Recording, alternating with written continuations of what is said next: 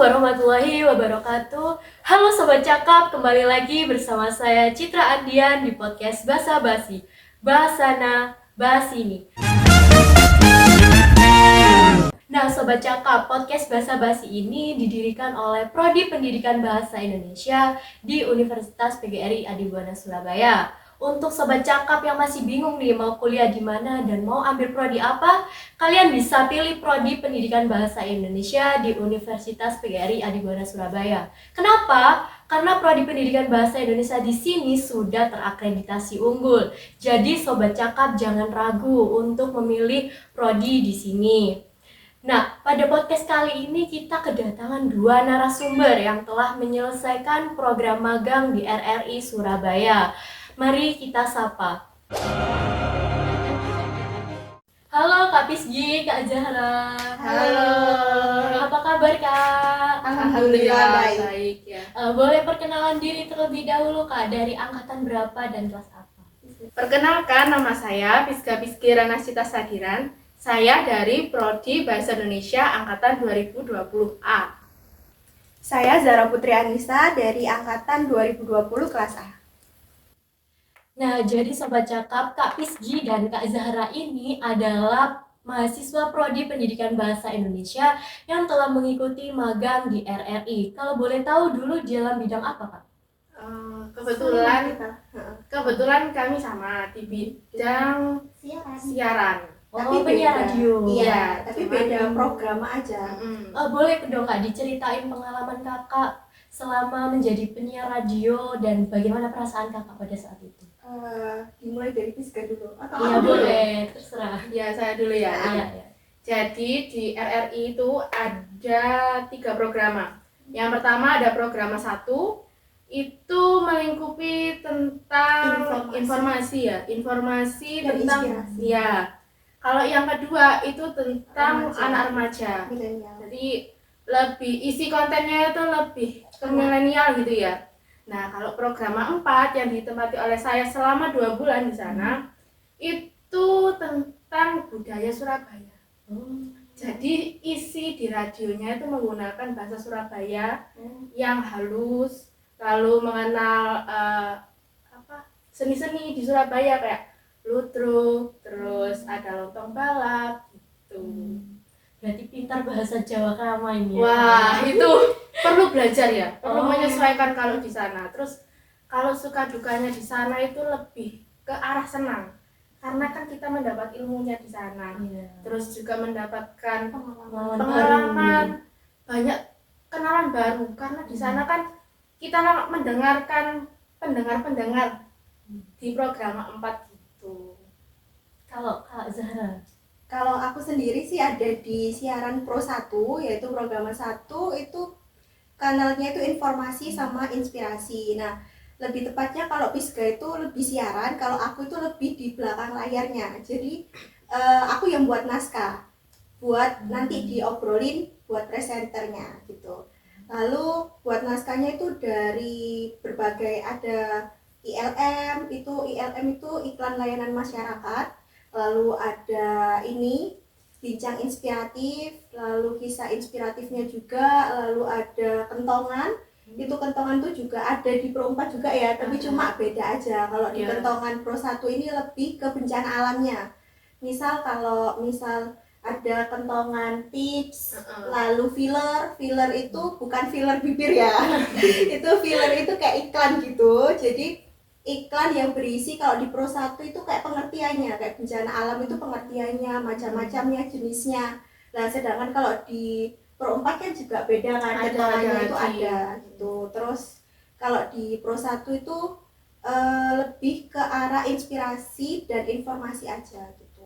Jadi yang dibicarakan tadi oleh Mbak Zahra itu secuplik program yang dijalankan oleh RRI. Ada filler, ada ILM, ada Kisah banyak inspiratif, ada sandiwara, sandiwara, ada mini ludruk, drama juga, mini drama, iya, itu. banyak lah. Apa ada tantangan yang Kakak hadapi selama magang di sana? Dan apakah Kakak pernah terlibat proyek khusus? ada radio. Hadiah ya. Oke, kalau tantangan pasti ada. Yang pertama itu waktu itu aku itu benar-benar dalam satu program itu cuma aku aja yang magang. yang magang. Yang magang. Nah, sedangkan yang lain kan ada 2 orang, ada yang 3 orang. Nah, sedangkan aku tuh di program 1 itu cuma aku doang. Nah, benar-benar kultur shock gitu. Terus apalagi orang-orang kantor tuh ternyata gitu ya, kayak ya gitu ternyata. Ya. Kayak kalau kita misal nggak tanya sendiri, kayak kemauan kita tanya langsung, Bu mau dibantu apa gitu atau apa, itu mereka juga nggak kasih tahu kita gitu. Jadi kita harus yang aktif gitu. Benar. Terus habis itu kalau pengalaman pernah sih waktu itu ini enggak sih yang habis 17 Agustus itu loh aku ke Oh iya, Pak dia Eri liputan sama Pak liputan. Eri. Jadi itu tuh ada program Pro 1 itu tuh dialog interaktif luar studio waktu itu tanggal 18 Agustus. Nah, tepatnya itu di ruang rapat Pak Eri. Nah, itu pengalaman yang benar-benar nggak terlupakan banget karena pertama kali aku diajak ke tempat seperti itu, apalagi ruang rapat kerjanya Pak Eri sendiri, jadi bisa tatap langsung, bisa ngobrol secara langsung, itu benar-benar wah, benar-benar di luar ekspektasi banget gitu loh. Ternyata kita masuk magang situ tuh juga kita dapat ibarat kata itu kayak ini loh, kayak ketemu sama orang-orang hebat gitu loh. Benar-benar wah, deg-degannya tuh luar biasa, apalagi yang waktu itu disuruh bikin ini apa schedule agenda. Jadi jam ini tuh harus terstruktur gitu kan. Nah itu terus habis itu banyak sih kayak misal kita juga hari radio Ya. gitu, terus habis itu jalan sehat, Rekaman. ikut rekaman sandiwara juga itu pernah juga gitu, banyak. Nah, kalau saya di program 4 itu dapat proyek itu banyak banget. Jadi aku ada bersyukurnya masuk ke program 4 itu dapat proyek itu. Jadi gini, kalau misal ya ada adik kelas nanti yang melanjutkan ke magang di RRI, jangan kaget kalau kalian ditempatkan di program 4 khususnya ini. Karena saya itu di sana sehari itu kan kayak penerimaan gitu ya, penerimaan, terus habis gitu nanti kamu ditempatkan di sini gitu ya. Kelompokan gitu loh. Iya, kan sama pihak ya, sananya gitu. Terus habis gitu saya nggak tahu kan kalau program 4 ini isinya apa gitu kan. Habis gitu di program 4 sudah.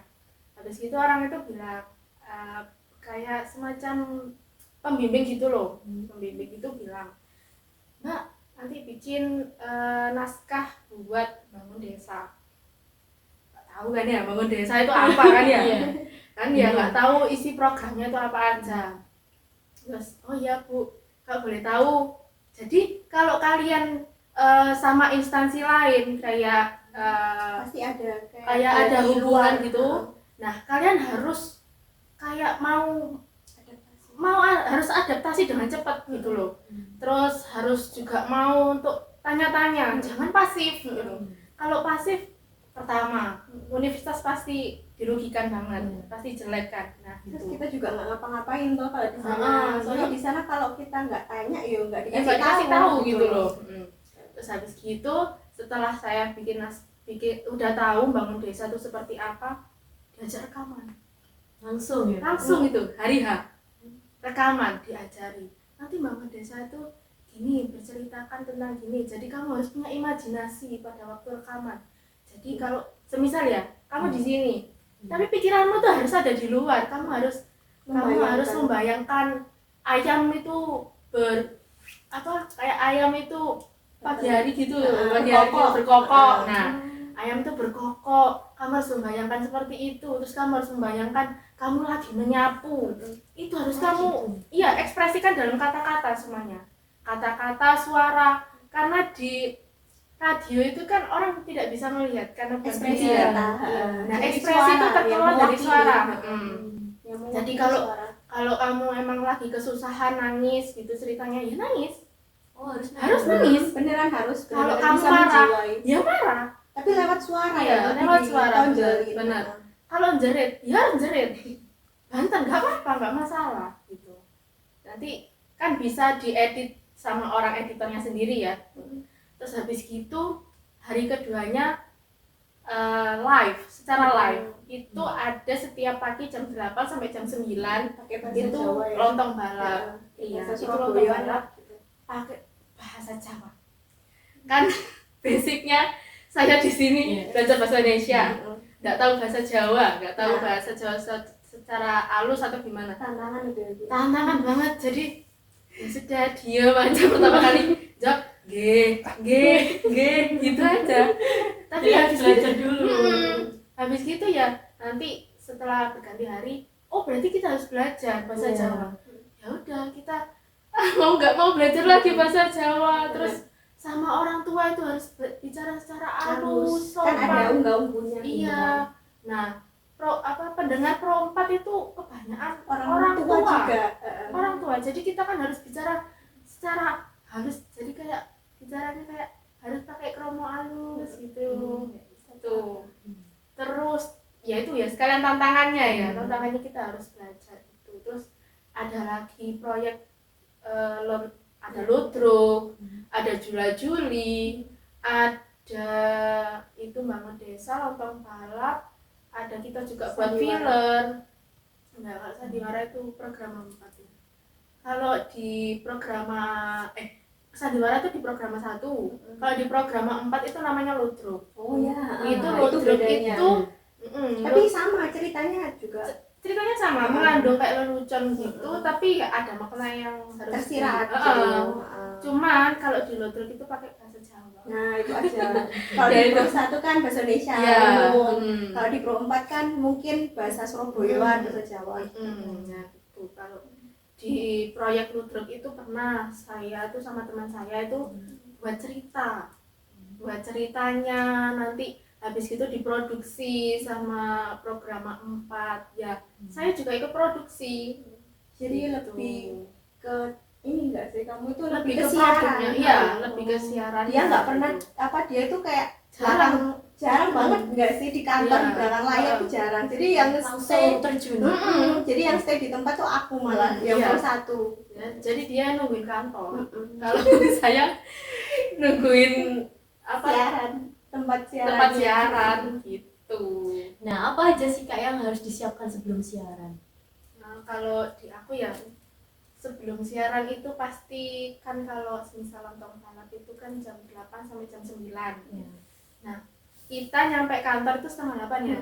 Harus Setengah sebelum 8 on air itu harus Ya. kita udah di sana harusnya. dan di lontong balap itu kita bicarakan tentang suatu topik yang lagi hangat di masyarakat.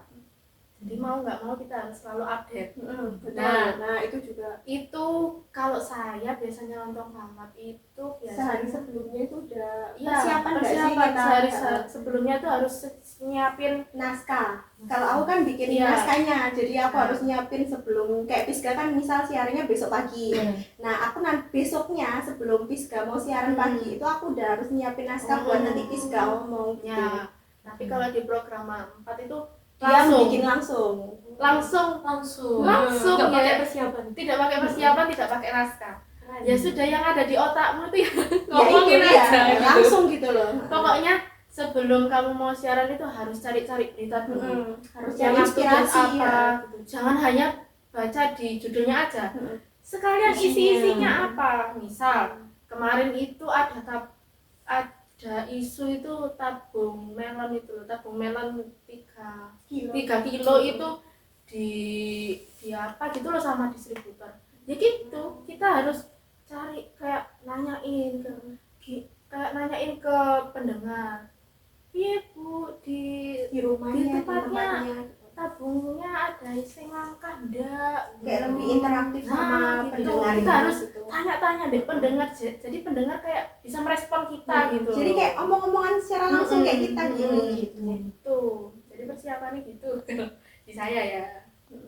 Kalau di aku sih lebih tepatnya itu harus terprepare dulu kan, harus pakai naskah. Nah kebetulan waktu itu yang siaran ada sendiri yang khusus emang khusus kalau Pro 1 itu nggak boleh diwakilin sama anak magang. nggak Itu boleh. yang nggak enaknya di Pro 1, bukan nggak enak sih, lebih ke kita belum bisa buat siaran ya. Iya. Kalau Pisga kan udah diberi kesempatan untuk siaran. Kalau di Pro 1 itu belum, karena emang Pro 1 itu bincangnya itu inspirasi sama informasi kan. lebih Jadi berat lebih berat gitu Iya, loh, lebih berat. harus ada orang yang benar-benar paham sama situasi ya. kayak penyiar gitu. Ada. Ada penyiar Kalau- khususnya kok. Kalau di Pro 1 itu kan lebih bicara tentang politik. Nah, Iya. itu Jadi mungkin kalau belum dikasih kesempatan di anak-anak magang. Mungkin adik-adik setelah kita Iya. mungkin dikasih kesempatan ya alhamdulillah. Kalau enggak ya enggak apa-apa. Kita juga dapat informasi, dapat pengalaman, dapat belajar juga itu dari naskah. Jadi tadi kan Pisga kan secara langsung tuh. Nah, kalau aku tuh jadi yang nyiapin naskah dulu. Jadi sebelum misalnya ada penyiar namanya Mbak Sari gitu, Mbak Sari Julia itu sebelum besok dia mau on air itu aku udah nyiapin apa aja kayak misal ILM-nya, fillernya, lalu kentongan, lalu bincang inspirasinya, kisah inspiratifnya sampai nanti di akhir radio ditutup. Nah, kata-kata biasanya itu akhir radio ditutup itu pakai kata-kata motivasi. Kalau di Pro 1 itu kata-kata mutiara. Nah, itu harus benar-benar aku yang nyiapin dari runtutan-runtutan itu, terus nanti di storing ke kayak misal kepala bagiannya gitu. Kepala bagian dari Pro 1 sama Pro 4 kan beda-beda. Nah, itu nanti kita story, nanti pihak kepala tadi nyetorin ke penyiar. Jadi nggak boleh dadak. Soalnya penyiar tuh juga harus mempelajari apa yang kita buat tadi. Nah, jadi biar nggak kayak gugup atau ngangong-ngangong gitu kan, jadi harus dipelajari dulu gitu. Nah, apa sih Kak peluang kerja yang tersedia bagi lulusan yang telah menjalani magang di RRI, terutama di bagian penyiaran radio? Nah, kalau bicara tentang peluang kerja setelah kita magang di RRI itu sebenarnya banyak sekali. Kalau secara kita di depan mata gitu, apa sih kita kerja di radio, magang di radio itu bukan apa sih gitu. Padahal Tapi- banyak banget benefit. Iya, kalau kita sudah nyemplung di tempat kerja gitu, oh aku belajar ini di radio, Belajar aku banyak belajar, hal. iya, karena kita belajar public speaking pertama. Kita seorang guru, calon guru harus berani ngomong Ya, ke untuk murid-muridnya. Masa iya seorang guru diem. terus kamu diam ngajarin muridnya diam gitu, karena kamu nggak pernah diajari public Ya, speaking. kayak nggak pede gitu Iya. kan. Nah, kalau kita meskipun di radio kita nggak tatap-tatapan langsung sama orang-orang, tapi kita juga bicara sama orang melalui telepon, itu gimana ya, persiapannya tuh harus matang banget gitu loh. Belum lagi kalau kamu aku nervous, aku ngerentuk gitu. Ada lagi juga yang sinyal gitu kadang Iya, kan, kayak teleponnya. Bisa kendala Nah. sinyal gitu kan ada sih. Terus habis gitu kita istilahnya kayak gopo, panik gitu, panik attack gitu. Kayak kita tuh di situ belajar. Nah, seorang guru pun kalau semisal kita terjun di lapangan kayak ada misal murid kalian gitu lagi apain gitu ya, kayak biasa bandel-bandelnya anak gitu. Terus kamu harus menghadapinya secara bagaimana? Itu ada, kita belajar di radio itu juga ada gitu. Jadi mengatasi kayak gimana ya, mengatasi kendala, masalah, tapi masalah itu dibuat oleh orang yang sedang Di luar bicara ya. sama kita gitu loh. Di Itu luar. ada gitu. Banyak benefitnya ya. Banyak banget. Banyak banget sih. Banyak banget. Jadi kalau semisal rencananya ada pembukaan lagi itu buat magang kedua, angkatan kedua RRI. Jadi angkatan pertama itu baru kita. Jadi angkatan kedua nanti buat adik-adik, mungkin angkatan 21, 22 ya. Itu mungkin nanti kalau berminat harus daftar intinya. Benar-benar harus Cari infonya di mana nih Kak? di Putri dong. Iya, dari Dari Putri Putri. pertama dari Putri, terus selalu pantengin IGWBI. Nah, itu jangan lupa. Info-info itu selalu ada Ada di situ. Ya, saya dapatnya juga dari IGWBI gitu. Jadi, oh tahu ada gini. Jadi emang pertama tuh saya tertarik di dunia penyiaran gitu. Terus habis itu ada magang itu dibuka. Jadi ya cepet-cepetan daftar gitu. Karena kuotanya juga terbatas, Iya, itu 6 orang waktu itu. Iya, 6 orang. Jadi benar-benar kita bikin harus ada itu juga kan apa? Persiapannya Persiapannya banyak sekali. sebelum ikut itu juga harus diseleksi dulu sama pihak. Apa aja Kak seleksinya? Seleksi. Kita buat esai, Iya. buat esai, terus habis itu surat apa kayak Persetujuan persetujuan orang orang tua gitu, lalu ada apa ya? Ada wawancaranya enggak? Oh Enggak enggak, ada. waktu itu Waktu mungkin itu enggak ada. karena ada esai ya, jadi esai itu kan udah mencakup semua itu mungkin. Karena di essay itu kita bikin semenarik mungkin sesuai apa yang kita miliki, sesuai kemampuan kita juga. Jadi kayak cerita aja bebas gitu, sesuai kalian. Terus habis itu udah di-storein ke Putri sama surat tadi pakai materai. Transkrip nilai juga nggak sih? Oh iya, benar itu ada 3 kok. Minimal berapa ini? Gak ada minimal, Nggak ada. cuma semester gak sih? Semester Semester SKS. 6. Iya harus ada Iya. minimal SKS-nya berapa atau semester berapa gitu. Nah waktu itu kita itu liburan semester 6 ke semester 7. Iya, itu. Pokoknya selalu pantengin IG-nya PBI gitu. Ada syarat-syarat ketentuannya. Nah, barangkali Sobat Cakap tertarik nih Kak untuk mengikuti program magang di RRI Surabaya dalam bidang siaran radio nih. Apa saran yang dapat Kakak berikan? Kalau saran dari siapa dulu? Aku dulu. Kalau saran sih lebih matengin lagi. Kalau misalnya ada kesempatan, please jangan dilewatin karena kesempatan itu nggak datang 2 kali. Dan itu benar-benar peluang bagus buat kalian buat menggali potensi diri. Dan itu bisa cari juga apa kayak ini loh, temen juga, terus habis itu dapat pengalaman juga, dapat banyak banget. Jadi kalau sarannya dari aku sendiri, kalau misalnya ada info dari pihak kampus apalagi dari PBI itu terkait sama magang-magang, please kalian jangan skip karena benar-benar itu berpotensi banget buat kalian menggali diri kalian biar kalian lebih maksudnya itu kayak lebih banyak mengeksplor diri kalian gitu. Kalau Kak Isi? Kalau dari saya saran ya, pertama siapkan mental. Oh iya, juga. itu juga. Itu penting karena kita di dunia kerja itu beda banget sama Iya, di dunia perkuliahan. Jadi beda banget. Kita Apalagi ketemu orang-orang yang sudah dewasa, sudah berpengalaman dalam ada bidangnya. pasti ada rasa insecure gitu pasti. Benar, kayak orang ini bisa, kenapa aku nggak bisa gitu loh. Jadi harus ada kemauan dalam diri sendiri itu untuk belajar. Pertama, terus kedua harus mau adaptasi, adaptasi juga. dengan cepat, jangan lama gitu. Karena kalau kita menunda untuk adaptasi, itu kayak waktu 2 bulan itu cepat, serius cepat. Jadi kalau kalian cuma 2 bulan buat adaptasi di tempat yang baru itu eman sekali gitu. Terus siapkan juga ya, saran saya sih lebih menggali informasi-informasi terkini. Jadi waktu kalian untuk rebahan itu dikurangin ya, karena Enak pelajari banget gitu loh, sayang sekali. pelajari dulu. Kalau semisal tertarik banget di dunia penyiaran itu pelajari dulu penyiar itu harus kayak gimana, persiapan penyiar sebelum siaran itu seperti apa, terus harus apa, materi-materi apa yang harus diangkat, harus selalu up to date berita-berita terbaru gitu di dunia ini. Nah, terakhir nih Kak, apa sih manfaat mengikuti program magang di RRI? Manfaatnya banyak banget ya. Yang pasti yang pertama Mbak Piska bisa sebutin dulu. Yang Boleh. pertama, setelah kita melakukan magang di RRI itu, pertama kita dapat konvensi 20 SKS. Wah, itu banyak banget. Semester 8 kita itu bisa kuliah bisa enggak. Oh, enak gitu. Enak gitu. Jadi jangan disia-siakan kesempatan magang itu. Pertama konversi ya. Kedua kita dapat ilmunya yang pasti itu. Yang ketiga kita dapat relasi kita lebih luas lagi di bidang radio. Kita kenal sama penyiar-penyiar RRI. Sampai sekarang itu kita juga kenal penyiar RRI. Sampai sekarang masih berkomunikasi gitu.